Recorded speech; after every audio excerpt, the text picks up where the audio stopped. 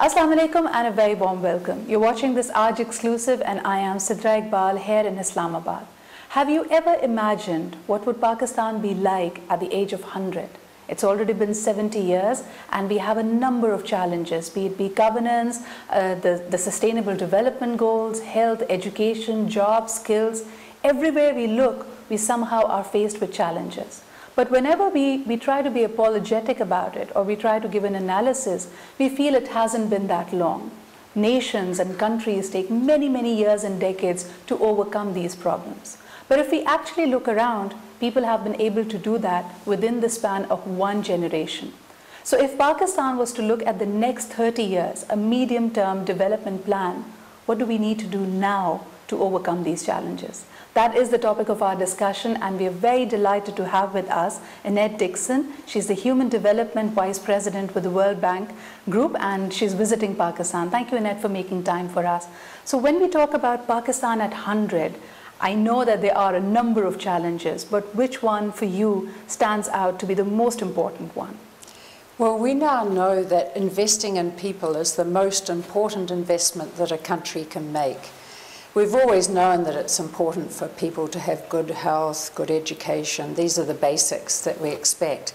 But we now know that these are critical for driving economic growth and productivity. So between now and Pakistan's 100th birthday, there's a huge opportunity to accelerate the development of the country, to raise the living standards for everyone. And what will drive that will be how well Pakistan invests in the long-term health and education of all of its children. We're a 70-year-old country with a very young population. They have something done for this population so that we make sure that they're a dividend for our tomorrow. What do you feel when it comes to the realms of education and professional training and skill development? Is Pakistan doing enough? What is your understanding of the matter? Well, I think there's some pockets of really good education, but when we look at the population as a whole, on average, kids are in school for 8.8 years. That's 8 out of 14 possible years in school. So a long way to go to get every kid in school for the maximum years possible. And we know there is over 20 million kids still out of school in Pakistan. But actually what is even more worrying is that in that 8 years that kids are at school, they're only learning about just over 4 years worth. So there's a lot to be done that can actually accelerate the learning outcomes of children. There's too many children going to school, and even after 3 or 4 or 5 years of school, they still can't read well, they still can't do maths problems well, and those are the things that really need to be focused on. And how are the other countries able to do it? We understand that Pakistan is at a crossroads when it comes to time, but if you look around, the region itself is not doing that great. I mean, we're barely, leapfrogging when it comes to each other in terms of the sustainable development goals. I mean, India, Bangladesh may be scoring a little better, but not fairly better than Pakistan. So how do you look at this region? Pakistan doesn't have to look far to see some great models. East Asia has done this very well. These are the countries that had what we call the demographic dividend. These are the countries when they invested in the health and education of their kids, at the same time they brought their population growth down. They got this boost of these really well-educated kids coming into the labour market, and that's made a huge difference. So there's no shortage of good examples for Pakistan to follow in the world. There's sometimes, this perception that there is a gap, and I must share with our viewers that this interview, this conversation is happening at the time when there's a flagship report launched by the World Bank, Pakistan at 100. And it's a 173-page report, but it has some great points, and it has actually come down strong on Pakistan on some of the things. For example, the reforms. It mentions that this is not the first time that reforms are being suggested. Pakistan has attempted to make them, but what happens is they're probably not thought out for the larger good of the society, or sometimes there's an elite capture of those reforms as well, and we were interacting with the private sector about it. Annette, how do we make the reforms work for Pakistan for the Pakistani population? Well, I think the first thing is Pakistan is now more stable than it's been in the last 10 years. True. So there is a real opportunity for some longer-term thinking, some longer-term policy development, and that's where investing more and better in the people really comes in, because these are long-term investments. They show up when the kids are 18 years old, but the investments need to start even before children are conceived. How healthy their mother is will make a big difference, and then from there on out, everything that happens for the development of a child. So it's really worth thinking now about what can change that can make the difference to it. Not just stability, I mean government-wise, I feel that the focus is on these things. We remember from Prime Minister Khan's inaugural speech, he focused more on education and pointed out to the challenge of stunted growth in a large population of children in Pakistan. What can be done nutrition-wise, and what are some of the great examples we can learn from within the region or across the globe? Sure. Well, there's no shortage of political commitment, but there is a big implementation challenge between the federal government, the provinces, firstly it starts with families, of course, but everybody can play a role. The most important thing is that mothers are healthy and well educated before they even start their families. We know that if a young girl stays in school longer, is better educated and delays the start of her family, so doesn't marry as early as is happening in some parts of Pakistan, these children will be better nourished, they will be better educated, and their mother will be able to take better care of them. Right. And when it comes to the women, of course, there's a lot of focus on that within the report as well. 52% of the Pakistani population comprises of women, but are they contributing to the economy and to the fabric of society as they should? Of course, there are examples of women who've done exceptionally well, but do the women in Pakistan, the girls in Pakistan, the girl child in Pakistan, they don't really have that level playing field. What does the report recommend, and what is your insight from around the world? How can we make it a level playing field for the girls and women in Pakistan? Well, it starts, I think, with every child staying in school, boys and girls, and I think it's important to look at what's happening for boys as well. There's too many boys leaving school early as well to go and work. So it's actually really important to keep girls and boys in school longer. And as I said, the girls who are getting married earlier are having more kids, and they're the families that are least able to provide. So if we can keep girls in school longer, that will make a huge difference. And of course, the family will be better off if the women are in the workforce. The countries that have had huge success in poverty reduction are the countries that have actually had lots of women going into the workforce. Mm-hmm. And are these going to be the traditional industries as you know them? For example, Pakistan has this case of the missing doctors. 70 to 80% of our med school classes comprise of women, but somehow there are cultural barriers that do not allow these female doctors to practice. Of course, technology is trying to make that shift and allow them to, rejoin the workforce, but that's a cultural barrier. It's not a structural barrier. It's not, the emphasis is there, the schools are there, the kids will enroll, the girls will enroll, but somehow they find a barrier that they need to hop over in order to work. How do we take those away? One of the simple barriers is making sure there's safe transport for women to get to jobs. Lots of families are very reluctant to let their daughters go to work if they think it's dangerous, and you can understand why. So safe public transport is one very simple thing that can actually really help to give women access to jobs.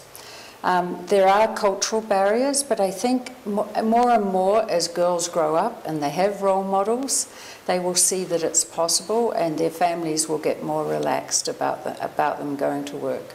Annette, when you look at the findings of this report and with your own interaction during the consultative processes, etc., What do you think about the global image of Pakistan as a society, as a country? I mean, unfortunately, all the human stories that go out on international media about Pakistan are mostly negative. It's about the victims, it's about hate crime, it's about acid victim attacks or domestic violence attacks. I mean, there's a rich fabric of society where people are doing great things, they're being creative, imaginative, never makes it to the international media. So do you feel that the way Pakistan is viewed around the world is very different from the real Pakistan?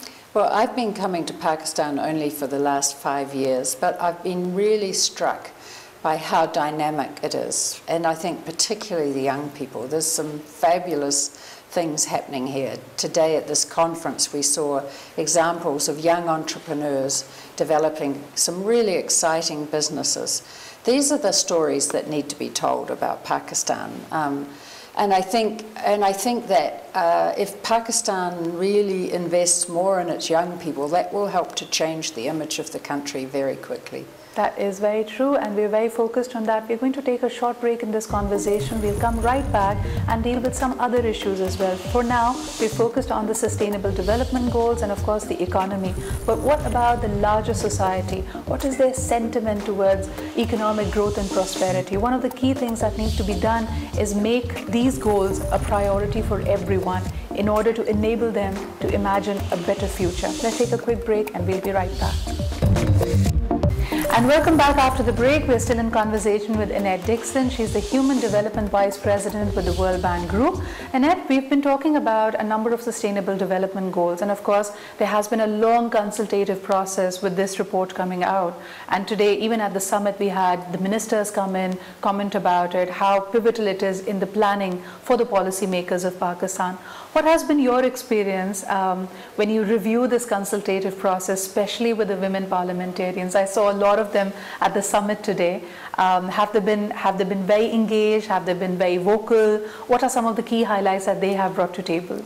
Well, I think the thing that's really impressed me about the women parliamentarians is they're across all the political parties, right, but they're all committed to improve the living standards for the population, and they're willing to work together to make changes to actually help move the agenda forward. Some of the key themes, if you look at it, some of the women-friendly policy, legal reforms has been the focus for a lot of women parliamentarians. And of course, if I look at the last few years, the themes of financial inclusion for women has been big. So not just about being able to earn. We notice that in the Pakistani societies, even when the woman is a working, earning member, she has little control over the finances, over the revenue, over her salary that she earns.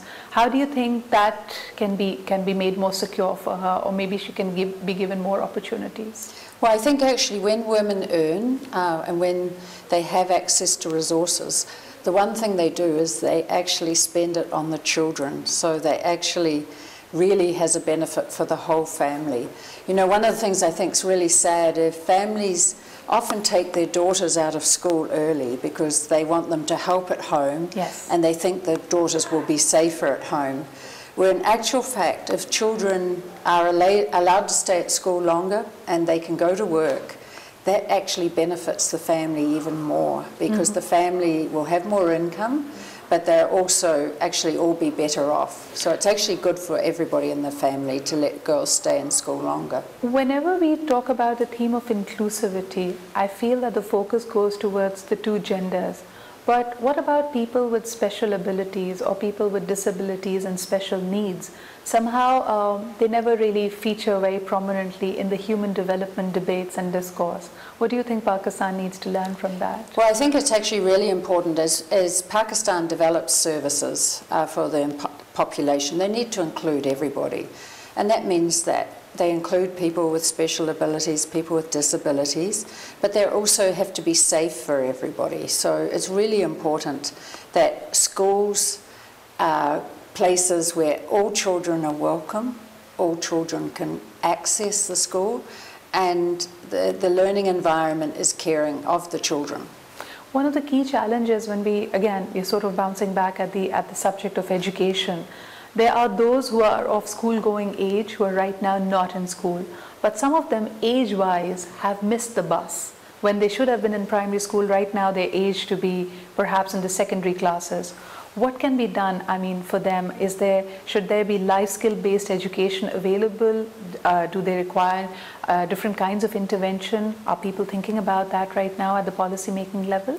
Well, I think everybody needs life skills, and actually schools need to teach life skills, because we know the economy of the future needs people who do have good social skills and know how to work well in teams and solve problems and so on. But actually, for the people who missed out, I think the most important thing in today's world is that they have access to become, you know, if people are not literate or not numerate, it's extremely difficult for them to get by in the world. If you think about a cell phone, you need to be able to read and to have numeracy and literacy to be able to use a cell phone. So second chance education, and particularly things which are going to help people to be able to function even at a basic level, are really important for everybody. When you're out of the education cycle, and of course you have other challenges in life, jobs are not there, healthcare is not appropriate, housing issues are there, you're obviously very, very vulnerable. And we've seen that in Pakistan, that in the last 20 years, 30 years, these very vulnerable communities were targeted for hate crime. They were the ones instigated to be part of extremist outfits, etc. Now that's a challenge that the world population faces, and we've recently had the incident in New Zealand as well. So how can the world actually come together towards tackling the issue of developing the human mind to go beyond hate and extremism? Well, I think obviously there are many sources of problems here, but I think the most important one is that every young person growing up needs to have a sense that there's a pathway for them to a productive life. Right. You know, the young people who worry me are the young people who give up and who think there's no point. And so they then are easily preyed upon to be diverted into destructive activities, including getting involved in extremist groups.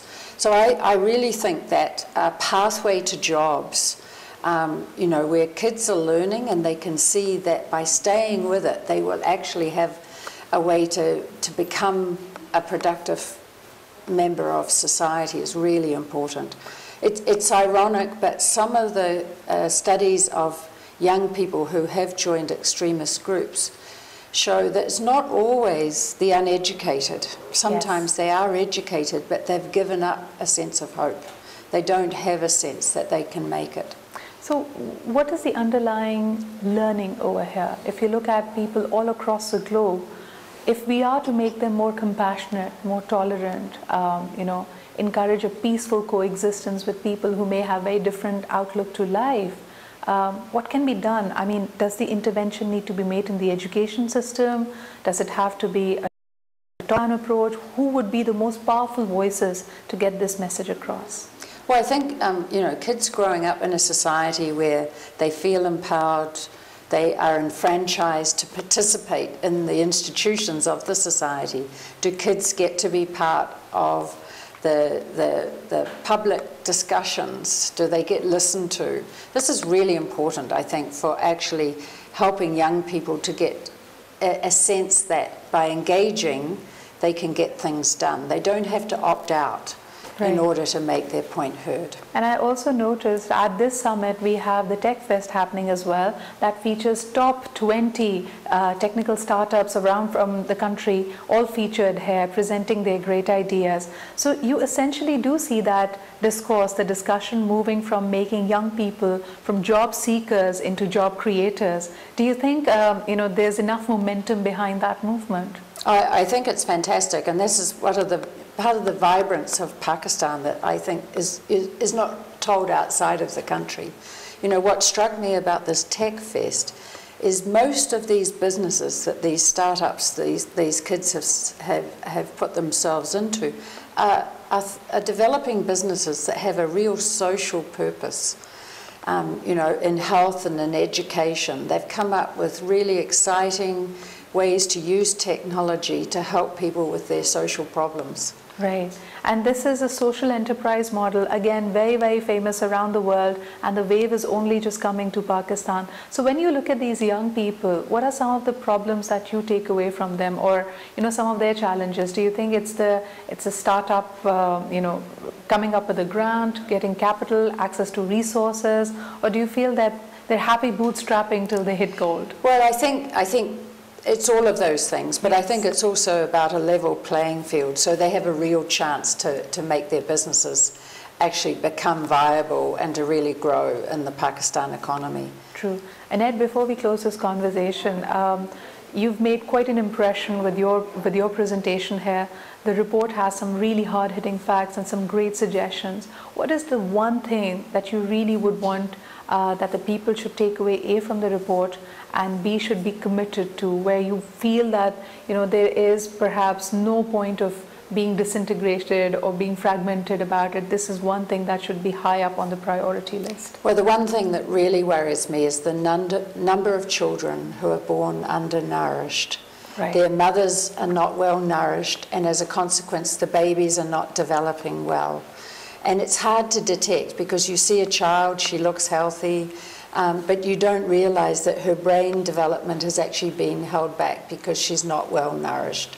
And so the first 1,000 days, starting with conception, even before the baby is born, really focusing on this baby's development, her nutrition, stimulation, to make sure she's got the best start in life possible. The best start in life, the most amazing choices, because it's not the lack of resources, it's the lack of choices. And when you don't have that choice right at the beginning of your life, then you already have a disadvantage, which would only continue growing. Thank you so much, Annette, for speaking to us and for emphasizing this point. This cannot be stressed upon enough. It's really the health and the nutrition of the mother and the child. If this new generation will be healthy, committed, passionate, that's the only way to imagine a safer, healthier, and a happier Pakistan at 100. With this exclusive conversation comes to a close. Do send me your comments and feedback on Twitter. I'll see you next time. Allah Hafiz.